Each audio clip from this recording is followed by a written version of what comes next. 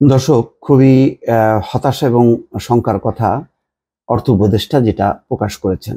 বলছেন যে বাজারে এমন বিশৃঙ্খলা সৃষ্টি হয়েছে, ট্যাক্স কমিয়েও দাম কমছে না। আমদানি করা চিনি সহ বিভিন্ন পণ্যে, নিত্য প্রয়োজনীয় পণ্যের চাল, সেখানে শুল্ক প্রত্যাহার করা হয়। শুল্ক প্রত্যাহার করার পরে আশা ছিল যে দাম কমে যাবে, কিন্তু দাম কমেনি। তার মানে হচ্ছে বাজার বিশৃঙ্খল, মানে আসলে বাজার আসলে পুরোপুরিভাবে সিন্ডিকেট দ্বারা নিয়ন্ত্রিত, এই ব্যাপারে কোনো সন্দেহ নেই। কিন্তু এই সিন্ডিকেটের হদিশ পাওয়া যাচ্ছে না। এমন না যে এই সরকারের উপদেষ্টাদের কাউকে সন্দেহ করা হচ্ছে, কিন্তু কোনো একটা ব্যবসায়ী গ্রুপ এমনভাবে বিশৃঙ্খল অবস্থা তৈরি করে রেখেছে সিন্ডিকেটের মাধ্যমে, যে যার সুফল পাওয়া যাচ্ছে না। তাহলে একদিকে সরকারও শুল্ক থেকে বঞ্চিত হচ্ছে, অন্যদিকে জনগণের যেই দুর্দশা লাঘব হচ্ছে না, কারণ দাম নিয়ন্ত্রণে আসছে না।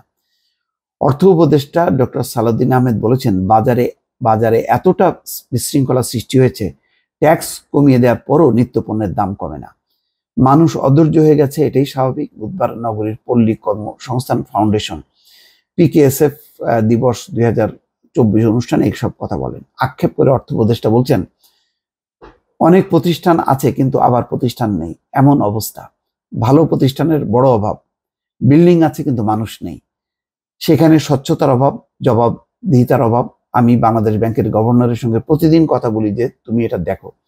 ভারতে ইলিশ রপ্তানিকে ইতিবাচক ব্যাখ্যা করে সালাউদ্দিন আহমেদ বলছেন, আমার ছোট ভাই ফোন দিয়ে বলে, ভাই ইলিশ মাছ দিয়ে দিলেন, ফেসবুকে আপনাকে গালি দিয়ে ভরে দিচ্ছে।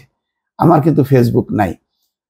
একটা সিজনে 5,10,000 টন ইলিশ উৎপাদন হয়, ভারতে দিলাম মাত্র 3,000 টন। অনেকে বলছে ভারতে ইলিশ দেওয়া ভালো সিদ্ধান্ত।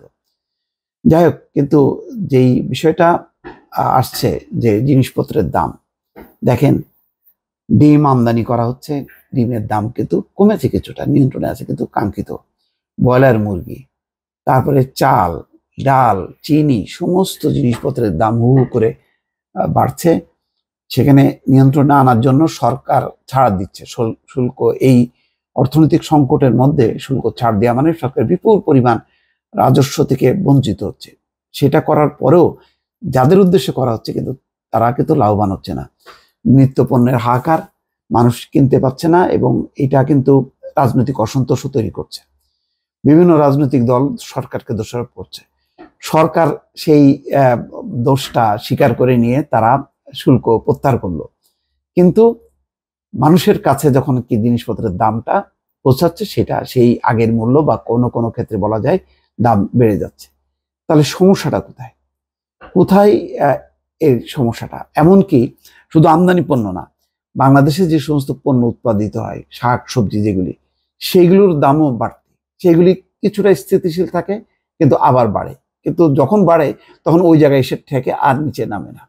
আর অন্যান্য তেল সহ চিনি, এগুলি তো আর বলাই নেই। মানে প্রতি মুহূর্তে, মানে আজকের এক সপ্তাহে যদি 1 টাকা বাড়ে, পরের সপ্তাহে 2 টাকা, তারপরে 5 টাকা, তারপরে আর থাকলো 5 টাকা, আবার বাড়লো।